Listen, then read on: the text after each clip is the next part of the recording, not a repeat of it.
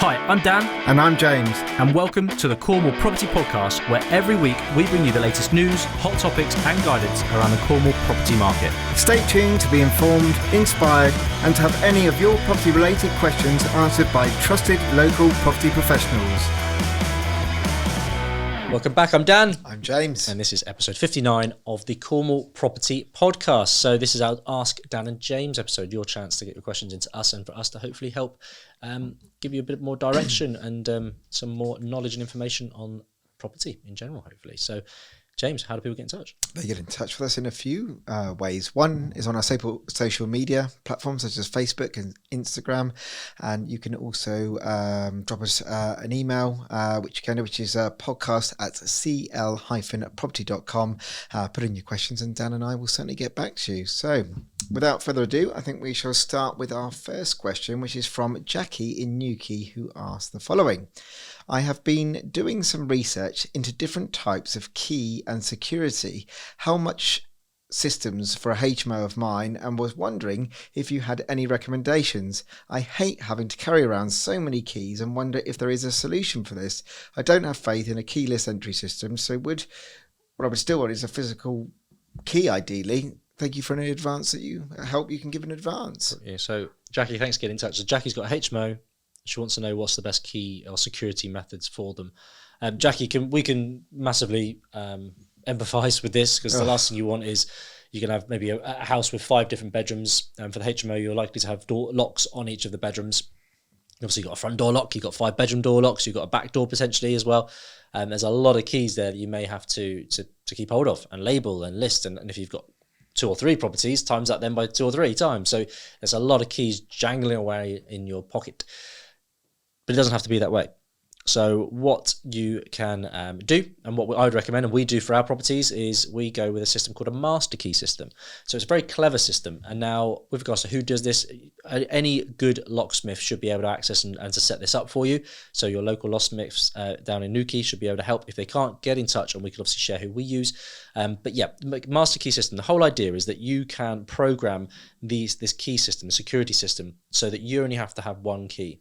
Your tenants only have to have one key, but their one key, for example, James and I have one key, and this is like the master, we call it the Grand Master. The Grand Master key, that gets us in. We've got a number of properties, a number of rooms, so we can get into every single door in our property with one key, and amongst all of our properties with one door key. However, tenants, they have one key, but their key is only programmed so that they can only get in the front door, the back door, and only their bedroom door. It won't open any other doors in any other property. It won't open any other doors or any bedrooms in that property. So it's a really, really clever system. So the benefits are that you only have to have one key to worry about. If you get your key lost, there's different levels of security you can have on these master key systems. So level 1 security is the most basic, where if James was a tenant of mine, James had his key, James could go down to the local locksmith or go to Timpson's, or for example, whatever, he could get that master key cut for his bedroom without any issues. Now, we don't personally like that. We like to have a bit more control, and we don't like the idea of not knowing how many keys have been created.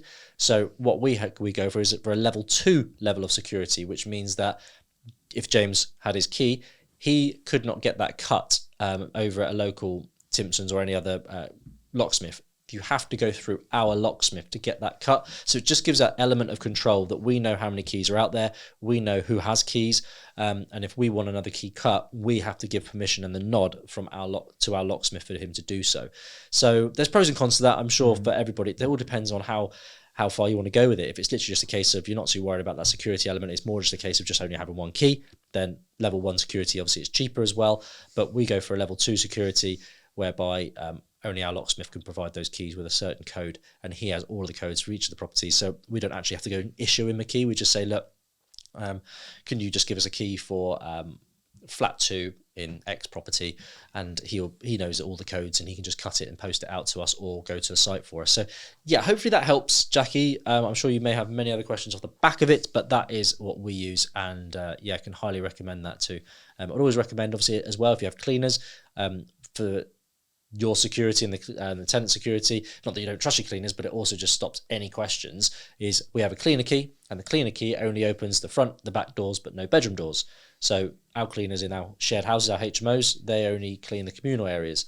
So there's no reason for them to need access to bedrooms. So again, just another level of security, just forward thinking. And if you've got an agent looking after the property, they can obviously have the master key, and their master key will open only that property, but all the doors at once. So I am just smiling at Dan in this podcast room at the moment. So I remember before we jumped into bed with one another for business, you were laughing at me because I would turn up with my leather key pouch in the back of his car. Sounded like Santa coming, jingling and jangling with all my different keys. But I can honestly own a bit of humility with this and say that master key system is the way forward, especially for landlords who've got more than 2 properties or even 1 property. It just makes life a lot more simpler. And for somebody like me who loses things quite often, it's quite good just to have that one key because I can always borrow Dan's. Yeah, and it's not cheap to set up, but I see if you set it up from early doors, I know landlords that have got large portfolios and their biggest regret is they didn't take the plunge earlier on to start going on that master key system. So yeah, I'd plan for it from day one if I were you. Agreed. So next question, cracking name, Daniel from Wadebridge. Thanks for getting in touch, Dan. So Daniel's question is, what is a sensible amount of contingency you guys put in for your projects to keep safe with the development work costs? Oh, very good question there, Daniel. And thank you for your question and supporting the podcast. It is a good question. And I think more so now than ever, contingency is a kind of a big topic with things like the cost of materials and all that type of stuff. But straight to the point, again, before meeting Dan, I would normally put in 10%. I used to think that was quite a decent amount, although from time to time I did go over. But these days I'm putting in certainly more like 10 to 15, more so the latter actually. 15% contingency I think is quite safe at the moment because you've got a couple of elements here. One, which is an external constraint, which is the cost of materials. We all know it over the last year, especially 2 years with the pandemic coming into play, that in some cases battens, for example, the cost of timber has gone up 3-4 times what it used to be. But sometimes you've had particular months where one particular item's gone up a lot more, whether that be a bathroom suite, whatever it is. So whatever you think it is, I think 15% is a good place to start.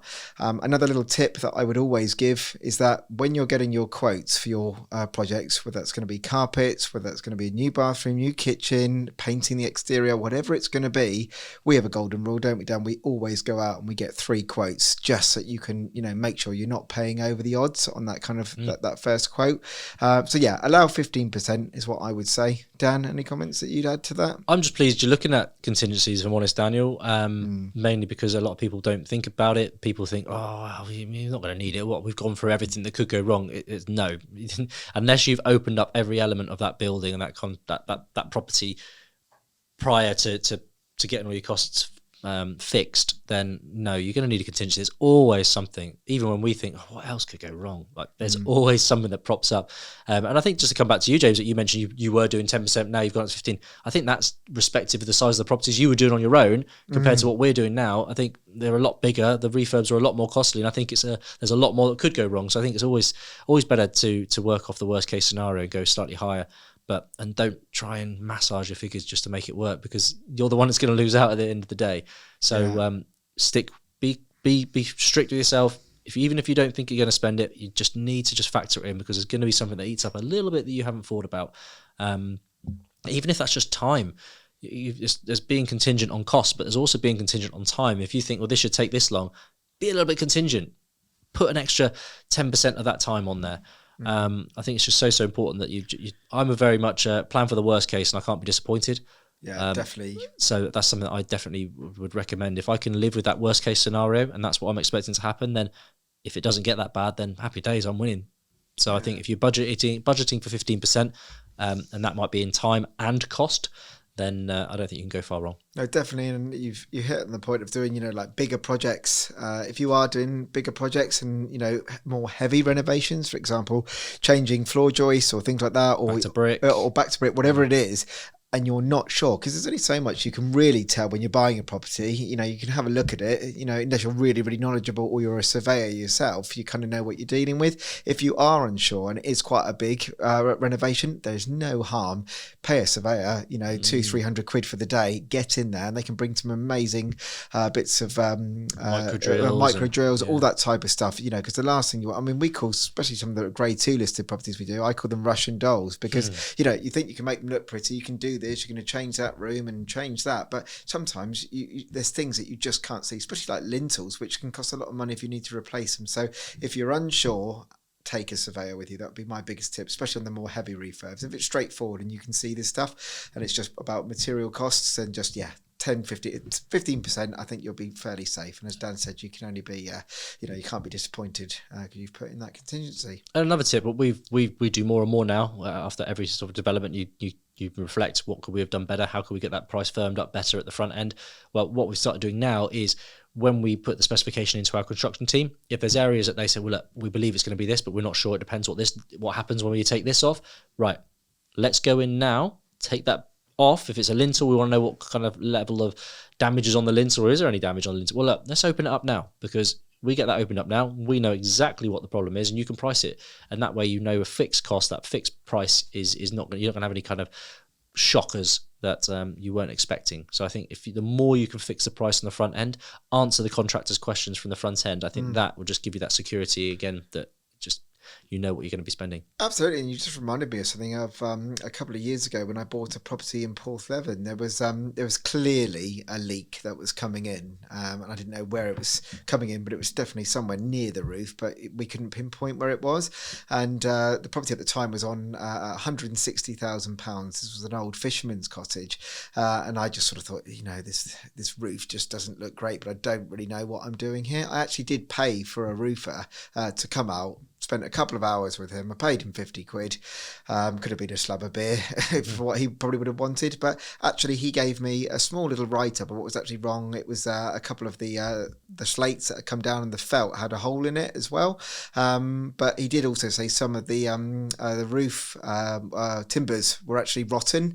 And I thought, do you know what, that's actually a bigger job than what I thought. I went back to the agent. I said, look, here's a small mini report.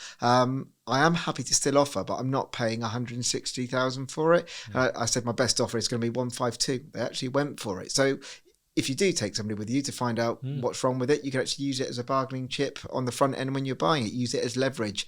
I'd say, look, I've had a professional come out and hey. Well, you can see you're not making it up as you go along, are you? You actually have solid evidence and a with reason pictures, to justify it. you know, which I did. And the vendor said, okay, fair enough, because they didn't know what was what. You never paid me that £50, though? No, I didn't actually. No, I'll buy you lunch. Anyway, but look, guys, hope that helps, Dan.